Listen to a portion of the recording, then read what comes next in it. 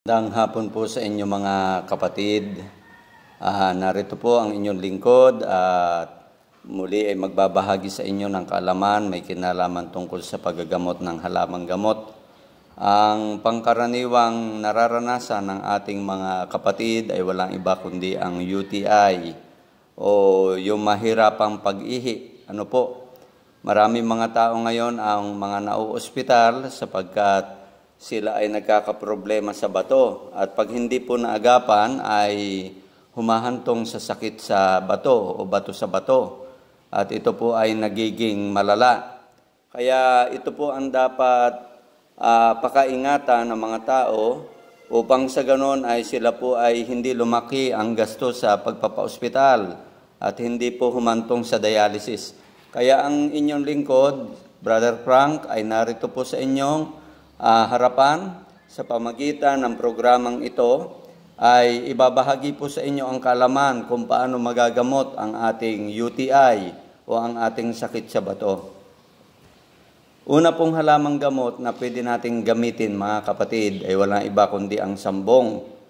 Ang gagawin po natin sa sambong, pakuluan ng 15 minuto ang 1 tasang tinadtad na sariwang mga dahon sa 2 baso ng tubig. Sa matanda po ay kalating tasa, 3 ulit isang araw. Sa bata ay 2 hanggang 6 na taon, 2 kutsara, 3 ulit maghapon.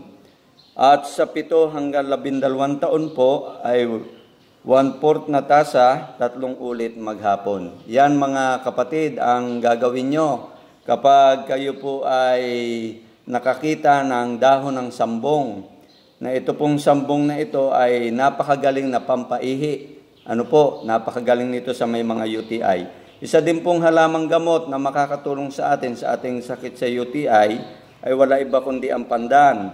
Magpakulo po tayo ng 15 minuto ng 1 tasa ng tinadtad na sariwang dahon sa 2 baso ng tubig.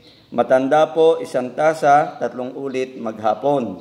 Sa bata po 2 hanggang 6 na taon, 1/4 na tasa, 3 ulit maghapon. At sa 7 hanggang 12 taon ay kalating tasa, 3 ulit maghapon. Sa atin naman pong papaya, isa din po ang papaya na nakakapagpagaling ng ating UTI o sakit sa bato.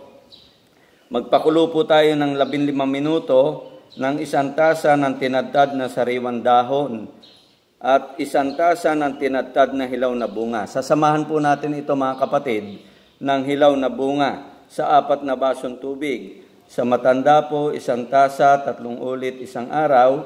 Sa bata 2 hanggang 6 na taon, 1/4 tasa, 3 ulit maghapon. At sa 7 hanggang 12 taon, kalating tasa, 3 ulit maghapon. Pangkaraniwan na pong alam natin mga kapatid ay walang iba kundi ang buhok ng mais. Kaya kung wala po tayong available na sambong, pandan, papaya, at mayroon naman po tayong buhok ng mais, ay ito po napakagaling din po sa UTI. Magpakulo po tayo ng 15 minuto ng 2 tasa na tinadtad na sariwa at murang buhok ng mais sa 4 na basong tubig. At ang sabi po dito sa matanda ay 1 baso 3 beses maghapon. Sa bata, 2 hanggang 6 na taon, kalating tasa, 3 ulit maghapon. 7 hanggang 12 taon, 1 tasa, 3 ulit maghapon.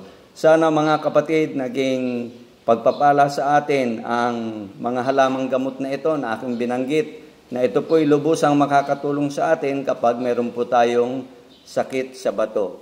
At kung tayo po ay nakinabang sa ating pag-aaral, ngayong hapon ay ito po'y pakishare sa ating mga kaibigan, sa ating mga kapatid na hindi pa nakakaalam kung paano gamutin ang kanilang UTI o ang sakit sa bato. Maraming salamat at magandang hapon po muli.